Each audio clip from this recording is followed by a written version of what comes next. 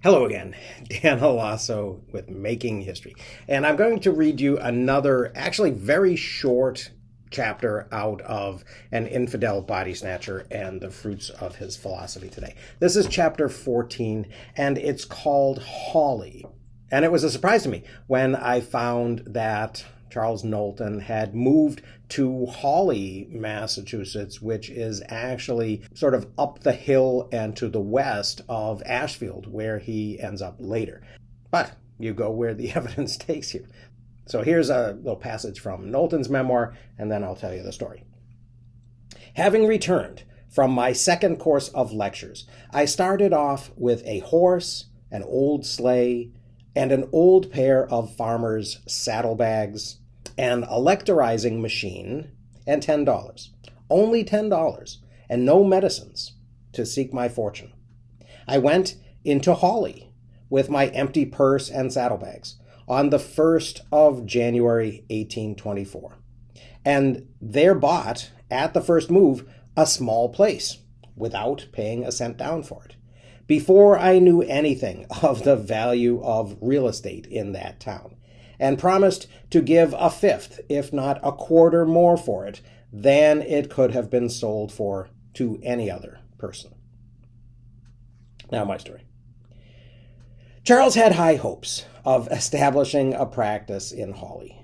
There was already a physician in town, but he had heard from several people that the other doctor was old, incompetent, and not well liked. Confident in his abilities, even though he had no medicines, no medical library, not even a mortar and pestle, Charles set off westward. As he reached the Connecticut River Valley, after about 25 miles of travel, Charles caught up with a Yankee peddler walking on the road. Peddlers were young men, many of them from the Ashfield area, who traveled throughout New England, and often much farther. They sold small goods out of baskets and trunks that they carried on their backs. This peddler may have been on his way back to Ashfield, but he still had a cloth cap in his trunk. The cold weather and the young peddler's fast talking were a powerful combination, and Charles soon bought the cap for $4.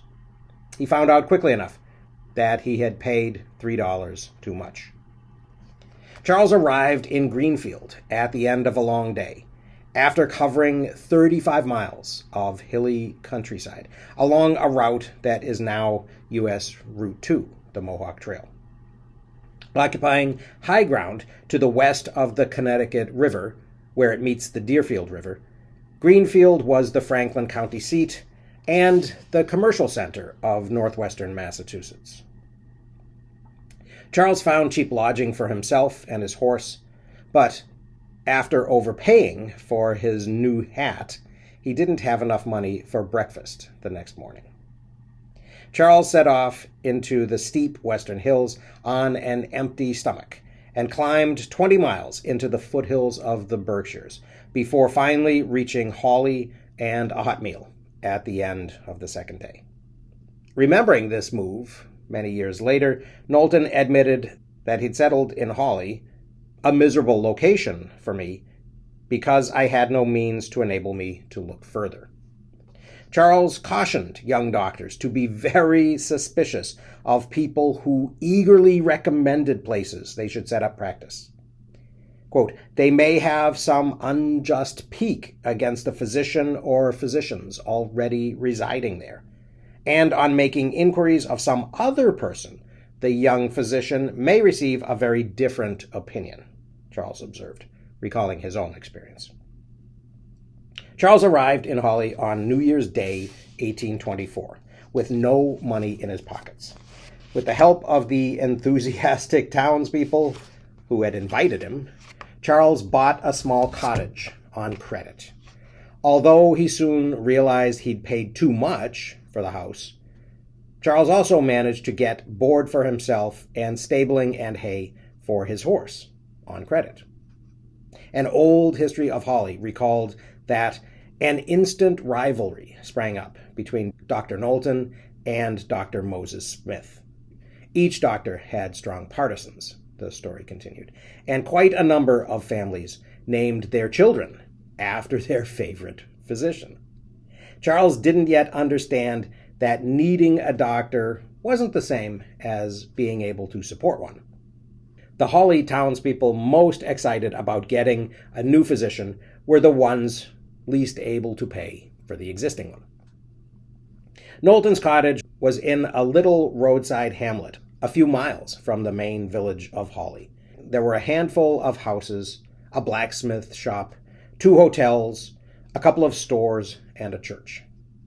In 1905, an old man who remembered the hamlet admitted, "It is a howling wilderness today, not a house in sight." Like so many villages in the New England hills, it has disappeared, leaving nothing but cellar holes filled with vines and small trees. But in the winter of 1824, Charles thought enough of his prospects in Hawley that after a month alone preparing the place, he drove down to Templeton and brought Tabitha back to their new home. Although he had only earned $20 in his first 4 months of practice, Charles and Tabitha finally had their own place. And just in time, since Tabitha was expecting their first child in the spring. So that is the end of, admittedly, a short chapter, but one in which Charles finally establishes himself as a professional doctor and hangs out his own shingle. In chapter 15, he will deal with the consequences of stealing bodies. So we have that to look forward to. But in the meantime, I hope you found that a little bit interesting. Thanks for watching. I'll see you again.